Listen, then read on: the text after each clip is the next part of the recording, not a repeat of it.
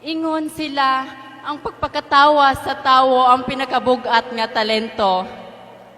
Busa mga kaigsuunan ko, pag-andam na mo kay anian ako. Ang bayot sa inyong atubangan, mo'y gabit-bit sa kinadakang bilat sa kalibutan! Tungod sa gugmang giatay ni nanay ug tatay, gipanganak akong adunay lagay. Agay, pagkasakit bagyod ipito ning among lagay.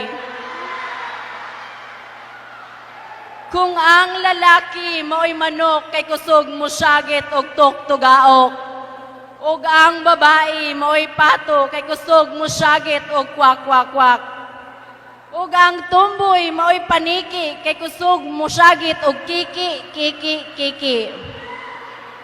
Ay ka, kay kaming mga bayot, mao'y pabo, nga kusog mo syagit, og uluk.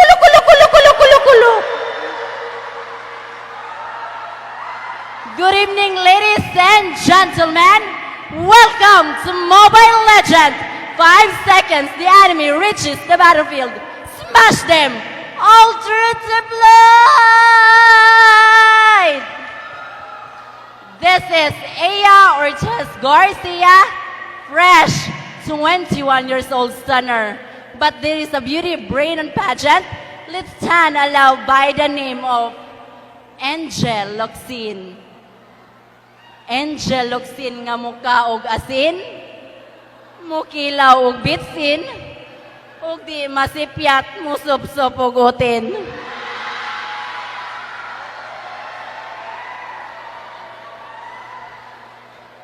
I'm proud and dignified to represent from the municipality that's celebrating of Alimango Festival. 30 pamiliti, back and forth 60, busa mga kaigsuunan ko dari, pakpaki, syagiti, ug kaluyi, kay wag yung taon ko iipliti.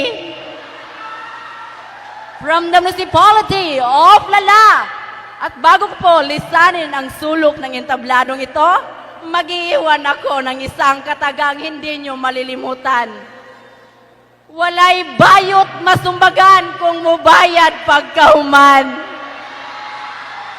Dagang salamat mga kaigsunan o dalaygon ang Diyos.